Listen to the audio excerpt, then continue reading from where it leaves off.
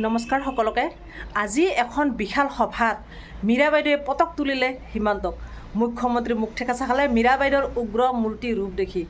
আচলতে মীৰা বাইদেৱে এনেকুৱা ধৰণে ভাষণ দিয়ে, এনেকুৱা কথা কয়, মুখ্যমন্ত্ৰীয়ে মুখ ঠেকাচা খাবলৈ বাধ্য হৈ যায়। মুখ্যমন্ত্ৰীয়ে এতিয়া ভয় খাইছে বা বিজেপি চৰকাৰখনে ভয় খাইছে যে এতিয়া কি হ'ব, যে কংগ্ৰেছ উঠি পৰি লাগিছে বা বিৰোধী ঐক্য উঠি পৰি লাগিছে, এইবাৰ আমি হাৰাটো খাটাক, এনেকুৱা মানে চিন্তাত পৰিছে চাগে। আৰু মীৰা বাইদেৱে বিশাল জনসভাত এনেকুৱা এটা মন্তব্য দাঙি ধৰিছে, আপোনালোকে শুনিলে আচৰিত হ'ব।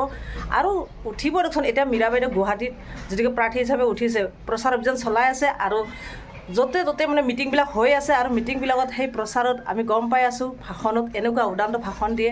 আৰু সেই ভাষণত উগ্ৰমূৰ্তি ৰূপ যেতিয়া ধৰে, ভাষণত যেতিয়া ডাঙৰ ডাঙৰ ভাষণ দিয়ে, আৰু মীৰা বাইদেউৰ সেই ভাষণত মুখ্যমন্ত্ৰী মুখ এইখন চৰকাৰে আজি তাৰিখত মানুহক ভয় আৰু ভীতিৰে মুখ বন্ধ কৰাৰ যিটো ৰাজনীতি কৰিছে, সকলো জাতি জনগোষ্ঠী গল চেপা দিয়াৰ যিটো ৰাজনীতি কৰিছে, তাৰ ঊৰ্ধত আমি চিন্তা কৰিব লাগিব। মই য'ত য'ত গৈছো, আমাৰ পুৰুষসকলে এটা সিদ্ধান্ত লৈছে যে আমি এইবাৰ নৰেন্দ্ৰ মোদীয়ে দেখুওৱা যি পৰিৱৰ্তন, তাৰ বিপৰীতে আমি পৰিত্ৰাণ বিচাৰি এইবাৰ ইভিএমত আমি বুটাম টিপিম। মোৰ আজি এই নিৰ্বাচনী প্ৰচাৰত মই য'তেই গৈছো, এখন মোৰ তৃতীয় মিটিং। এতিয়া মই সকলোকে মাতৃ সমাজক এটা অনুৰোধ জনাব বিচাৰিছো, আই মাতৃসকলক। বিজেপিয়ে কৈছে যে আমি মাতৃসকলক আমি বেনিফিচিয়াৰী বনাইছো, হিতাধিকাৰী বনাইছো, গতিকে আমি নিৰ্বাচনত জয়ী হ'মেই। দুৰ্ভাগ্যজনক কথা। মই নিজে মহিলা কংগ্ৰেছৰ সভানেত্ৰী, মই এগৰাকী নিজেই মহিলা। মহিলাসকলক আজি এনেকুৱা এটা পৰ্যায়লৈ লৈ গৈছে যে অৰুণোদয় দিম, আৰু তেওঁলোকে এটা ভুৱা প্ৰচাৰ কৰিছে। বেংকৰ পৰা লাখপতি ফৰ্মবিলাক আপোনালোকে য'ত আনিছে, অৰুণোদয় যোনে ফৰ্ম আনিছে, বেংকৰ ফিল্ড অফিচাৰ সকলকো নমাই দিছে যে তোমালোকে এটা কথা কোৱা যে মহিলাসকলে যদি বিজেপিক ভোট নিদিয়ে আঁচনি কাটি দিম বুলি ভয় খুৱাইছে। মই মহিলাসকলক আজি এই বালিজানা ব্লকৰ পৰাই গোটেই সমগ্ৰ অসমৰ মহিলালৈ এটা মই অনুৰোধ জনাইছো যে ভোট দিয়াটো এটা গোপনীয় ব্যৱস্থা। কোনে ক'ত ভোট দিছে কোনেও গম নাপায়। বিজেপিৰ হাতত ৰিপৰ্ট কাৰ্ড নাই। বিজেপিয়ে সেইকাৰণে ভয় খুৱাইছে যে তোমালোকৰ আঁচনি কাটি দিম যদি বিজেপিক ভয় নিদিয়া, ভোট নিদিয়া। মই বিজেপিক আজি ইয়াৰ পৰাই মই প্ৰত্যাহ্বান জনাই এটা কথা ক'ব বিচাৰিছো, ইমান যদি সবকা সাথ সবকা বিকাশ কৰিছা, তেতিয়াহ'লে গাঁৱে গাঁৱে অফিচাৰ লগাই, গাঁৱে গাঁৱে ফিল্ডৰ অফিচাৰবিলাকক পঠাই, তোমালোকৰ পিষ্টা প্ৰমুখক পঠাই কিয় মহিলাক ভয় খুৱাবলগীয়া হৈছে যে বিজেপিত ভোট দিবা? ইমান যদি ভাল কাম কৰিছে তো চবেই ভোট দিব, ভয় খুৱাব কিয় লগীয়া হৈছে? এই কথাটো মাতৃ সমাজে বুজি পাব লাগিব। আৰু আজি তাৰিখত মই বিভিন্ন জেগা ঘূৰি এটা বস্তু নিশ্চিত হৈছো যে কোনো জাতি জনগোষ্ঠীয় লোকে এইবাৰ বিজেপিক ভোট নিদিয়ে।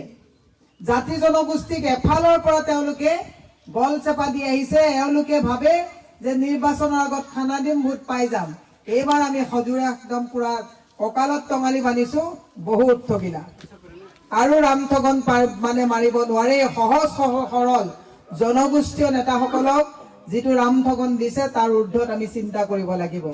মই ২-৩টামান কথা আপোনালোকক প্ৰত্যেকখন মিটিঙতে কৈছো। এওঁলোকে যোৱা নিৰ্বাচনত কৈছিলে যে মাইক্ৰ' ফাইনেন্স ফ্ৰী কৰি দিম, ভোট দিয়া। আৰু গোটেই গাঁৱৰ মহিলাসকলে মাইক্ৰ' ফাইনেন্স ফ্ৰী পাম বুলি হিয়া উজাৰি হিমন্ত বিশ্ব শৰ্মাক ভোট দিলে।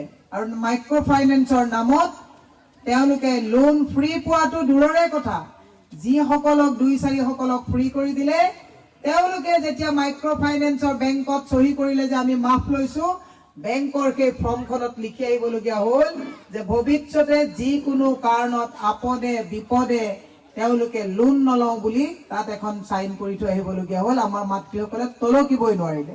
মই বাৰম্বাৰ এইকাৰণে কৈছো যে এই কথাটো গোটেই অসমৰ মহিলা সমাজে বুজি পাব লাগিব। এতিয়া কৈছে লাখপতি বাইদেউৰ ফৰ্ম দিছে, য'ত চৰকাৰৰ 1,48,000 কোটি টকা ধাৰ, স্কুল কলেজ বন্ধ কৰিবলগীয়া হৈছে। যোৱাটো সময়ত এই চৰকাৰৰ দিনত 925 জনকৈ লোকে আত্মহত্যা কৰিছে, শিক্ষক আৰু কৃষকে, য'ত তেওঁলোকে দৰমহা দিব পৰা নাই। 11,442খন স্কুলক একত্ৰীকৰণৰ নামত বন্ধ কৰা হৈছে, য'ত 8,000 শিক্ষকক যোৱা বছৰৰ 8 নৱেম্বৰৰ দিনাখন 8,000 শিক্ষকক বিনা চৰ্তে তেওঁলোকক চাকৰিৰ পৰা বাদ দিয়া হ'ল। অপ্ৰদেশিকৃত শিক্ষকসকল যিসকল শিক্ষকৰ আজি জৰাজীৰ্ণ অৱস্থা, কোনে মানে পানীত হাঁহ নচলা এটা অৱস্থা, মূল্যবৃদ্ধি, বস্তুৰ অত্যাৱশ্যকীয় দামে মহিলাসকলক কুঙা কৰি পেলাইছে। চবতছে ডাঙৰ কথা, না খাওঁগা না খানে দুংগা বুলি কোৱা এই চৰকাৰখনে জীৱনদায়িনী ঔষধৰ কোম্পানীৰ লগত তেওঁলোকে মিতিৰালি কৰি ইলেক্ট্ৰল বণ্ডৰ জৰিয়তে এওঁলোকে মেডিচিন কোম্পানীৰ পৰা টকা লৈ এতিয়া মেডিচিন কোম্পানীয়ে 1 তাৰিখৰ পৰা 800 বিধ মেডিচিনৰ দাম বৃদ্ধি কৰিব। দামটো বৃদ্ধি হ'ব ঠিকে আছে, ভেজাল ঔষধৰে গোটেই ভাৰতবৰ্ষ চানি খাই পৰিছে।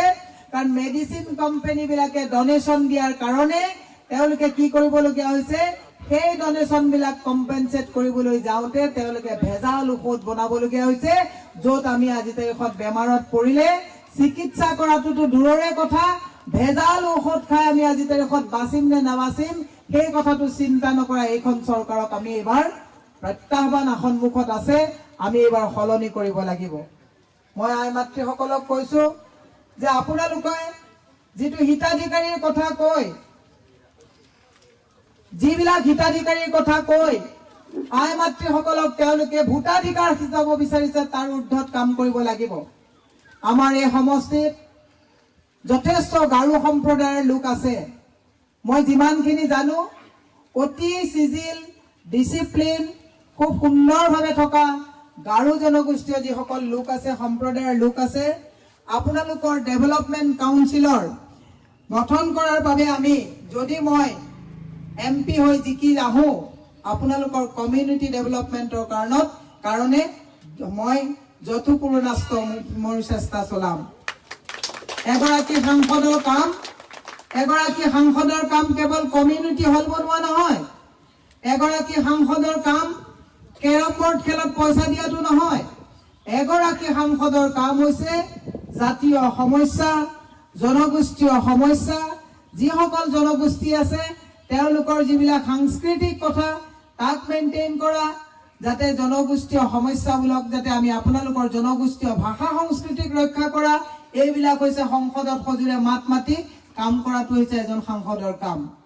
যোৱা সময়টোত বিজেপিৰ যিগৰাকী সাংসদ আছিলে, আপোনাৰ ইয়াত ধুবুৰীৰ আছিলে, তেওঁলোকে কেৱল মাত্ৰ হিমন্ত বিশ্ব শৰ্মাৰ লগত লাগি 60-40 কৰি থাকোঁতে গোটেই 5টা বছৰ গুচি গ'ল।